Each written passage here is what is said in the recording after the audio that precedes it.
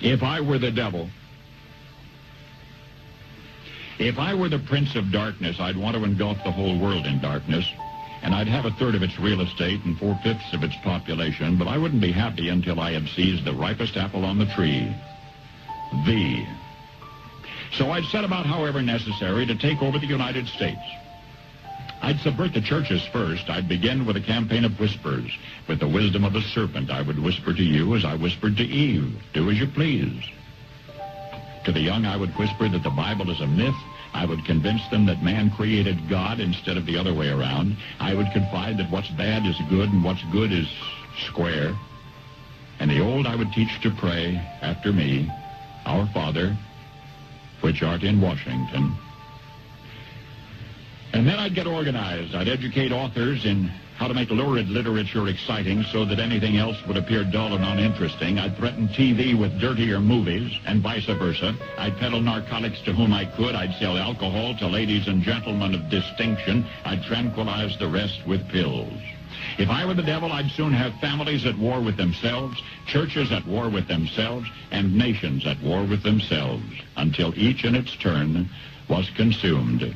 And with promises of higher ratings, I'd have mesmerizing media fanning the flames. If I were the devil, I would encourage schools to refine young intellects, but neglect to discipline emotions. Just let those run wild.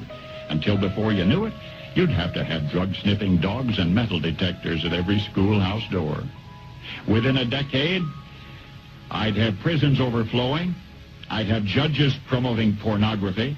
Soon I could evict God from the courthouse, then from the schoolhouse, and then from the houses of Congress. And in his own churches, I would substitute psychology for religion and deify science. I would lure priests and pastors into misusing boys and girls and church money. If I were the devil, I'd make the symbol of Easter an egg and the symbol of Christmas a bottle. If I were the devil, I'd take from those who have and give to those who wanted until I had killed the incentive of the ambitious. And what'll you bet? I couldn't get whole states to promote gambling as the way to get rich. I would caution against extremes in hard work, in patriotism, in moral conduct. I would convince the young that marriage is old-fashioned, that swinging is more fun, that what you see on TV is the way to be. And thus I could undress you in public, and I could lure you into bed with diseases for which there is no cure. In other words, if I were the devil, I'd just keep right on doing what he's doing.